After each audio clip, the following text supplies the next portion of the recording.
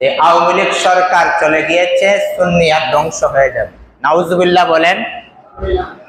বলেন তো আওয়ামী লীগ সরকারের কারণে কি সুন্নিয়াত?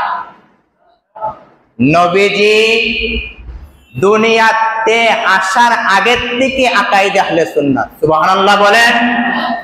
কে বলছে? আল্লাহ কোরআনের মধ্যে বলেছে আকাইদে আহলে সুন্নাতের অনুসারীরা আমাদের মতোই, আমাদের মধ্যে, আমাদের কাছেই থেকে যে সুন্নিয়াতের দরবারের মাজারের বিরোধিতা করে, আছে কিনা নাই?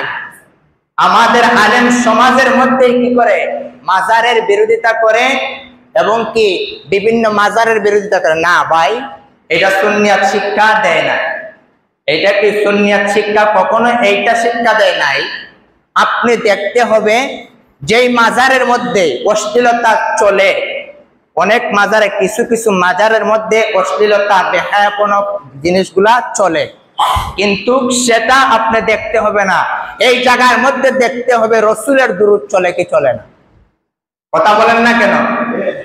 আমাদের সমাজের আলেমরা এইগুলা দেখে আগে অশ্লীলতা চলছে, এই মাজারটা সহি না। না, আমাকে আপনাকে আল্লাহ আলেম সুরতে রেখেছে আর উনাকে আল্লাহ অন্য সুরতে রেখেছে, তার কারণে আপনি উনাকে এনকার করতে পারবেন না। যেমন শহীদ নুরুল ইসলাম ফারুকী রহমাতুল্লাহ আলাইহি বলেছিলেন, সুন্নি পীর যার যার সুন্নিয়াত সবার। আরেকটা কথা বলতেন আল্লামা শহীদ নুরুল ইসলাম ফারুকী, দুজি সে ইহুদি হয়, ইহুদি হলেও আমার নবী পাকে সাল্লাল্লাহু আলাইহি ওয়াসাল্লামের সরিষা পরিমাণ ঈমান থাকে, তাকে আমি মাথার তাজ বানিয়ে রাখবো। সুবহানাল্লাহ বলেন না কেন? বলছে কি বলছে না?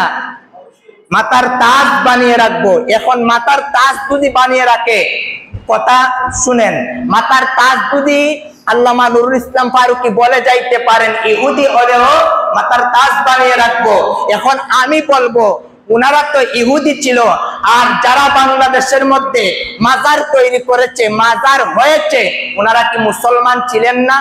কথা বলেন না কেন? পাগল কি মুসলমান ছিল না?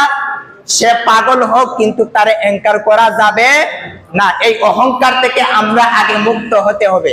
এই অহংকার থেকে কি মুক্ত হতে হবে?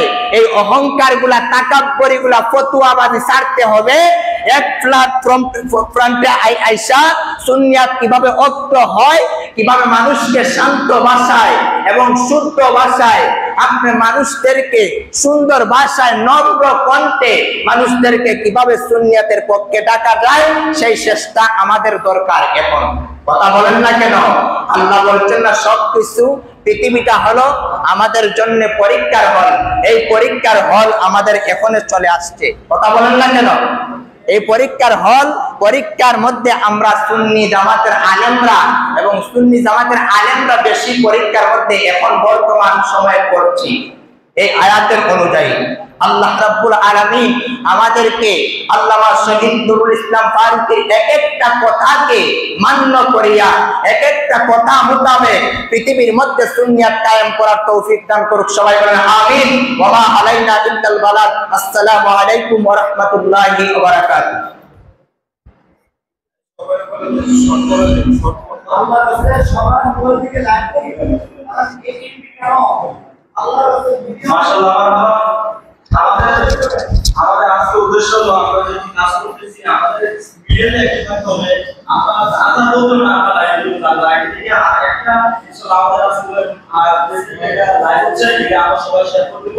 আর যেহেতু আমরা এই জায়গায় সকলে মিডিয়া মিডিয়াতে আমরা এত দুর্বল মিডিয়া থেকে সেখানে আমাদের কাজ করতে যাচ্ছে যে 1000 মাকে যদি করে তো মিডিয়াতে এক ঘন্টা সময় হয় না।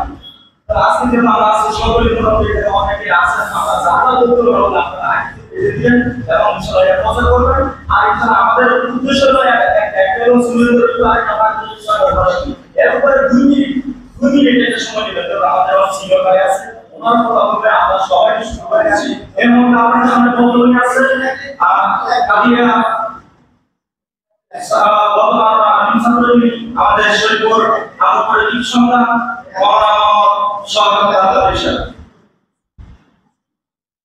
আল্লাহ